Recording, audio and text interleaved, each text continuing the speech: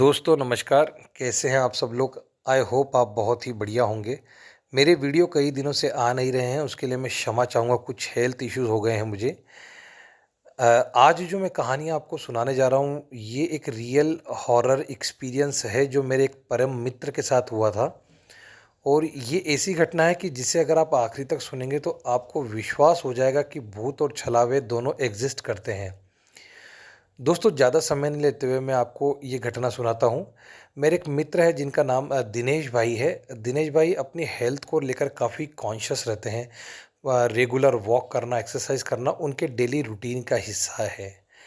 हर रोज़ की तरह जो दिनेश जी हैं वो वॉकिंग के लिए जो इंदौर में स्थित एक यूनिवर्सिटी कैंपस है जिसे डीएवीवी के नाम से जाना जाता है, वहाँ जाते थे और वो सुबह 4:30 बजे ही वहाँ पहुँच जाया करते थे।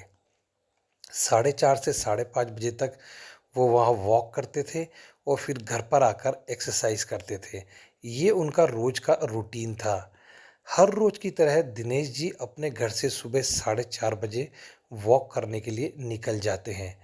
वॉक करने के लिए उन्हें DAVV university Khandwa road Indore स्थित कैंपस में जाना पड़ता था। वो जगह उनके घर से लगभग 2 से 3 किलोमीटर दूर स्थित थी। वो अपनी एक्टिवा से वहाँ जाया करते थे और गाड़ी को बाहर लगाकर अंदर जो 3.5-4 किलोमीटर का वहाँ का ट्रैक है, वहाँ वो पैदल चला करते थे। क्योंकि वो पूरा ट्रैक कैंपस के अंदर बना हुआ है और काफ़ी हरियाली है वहाँ, और वहाँ कोई गाड़ी भी आती जाती नहीं है, तो काफ़ी लोग वहाँ घूमने आया करते थे। दिनेश जी जिस दिन वहाँ घूमने गए उस दिन अमावस का दिन था। रोज की तरह वो यूनिवर्सिटी कैंपस के अंदर गए। उन्होंने अपना जो एक राउंड रहता है वो पूरा लिया और उसके बाद वो घर जाने के लिए कैंपस से बाहर निकले। जो उन्होंने बताया उसके अनुसार उस समय जो समय था वो 5:25 से 5:30 के आसपास हो रहा था। काफ़ी ठंड थी और ठंड के समय अंधेरा काफ़ी रहा करता है। करीबन 7:30 7:30 बजे उजाला होता है। वो जैसे ही कैंपस से निकलते हैं तो उन्हें अचानक एक व्यक्ति दिखाई देता है। वो उनके पास आता है और उनसे लिफ्ट मांगता है। दिनेश जी उसे मना नहीं कर पाते हैं क्योंकि सुबह सुबह का टाइम था। लेकिन वो बोलते हैं कि तुम्हें कहाँ जाना है। वो व्यक्ति बताता है कि आप जहाँ जा रहे हैं वहाँ तक मुझे छोड़ दीजिएगा, आगे मुझे बस मिल जाएगी तो मैं पकड़ कर चला जाऊँगा।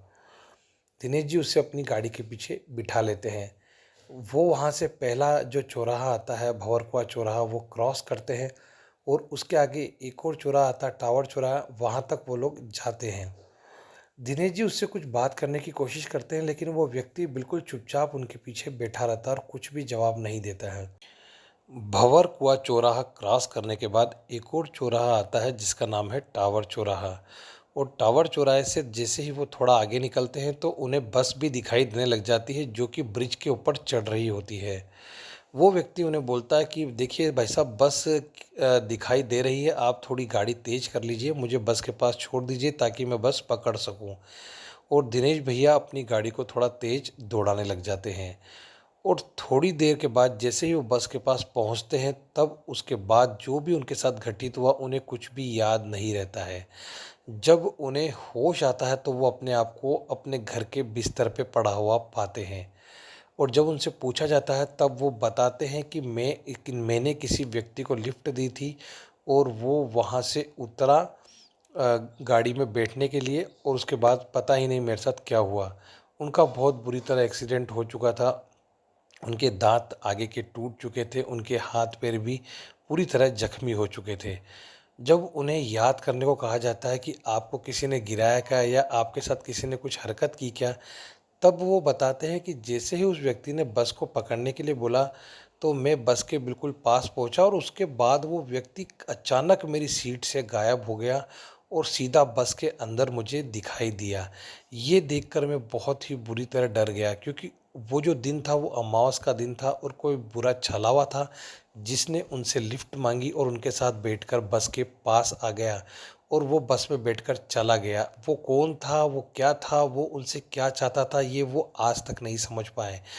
उन्हें ये सब देखकर बहुत ही डर लगा और उन्हें ऐसा लगा कि उनकी गाड़ी को किसी ने ज़ोर के धक्का दिया है और वो बहुत बुरी तरह बहुत दूर जाकर गिरे, जिससे उनका बहुत भयंकर एक्सीडेंट हो गया।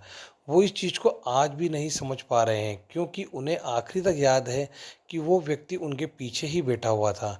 लेकिन जैसे ही वो बस के पास पहुँचे थे तो वो व्यक्ति अचानक उनकी गाड़ी से ही गायब हो गया और वो बहुत दूर जाने के बाद उन्हें बस में बैठा हुआ दिखाई दिया। वो उनकी आखिरी जो बात थी वो यही उन्हें याद थी।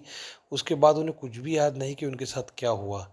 ये सोचकर वो आज भी घबरा जाते हैं। उसके बाद उन्होंने काफ़ी दिनों तक यूनिवर्सिटी में जाना ही बंद कर दिया। जब किसी से पूछा गया तो उन्होंने यही बताया कि उस दिन अमावस का दिन था और आप जिस समय वहाँ से निकले उस समय कोई बुरी शक्ति आपके साथ हो गई।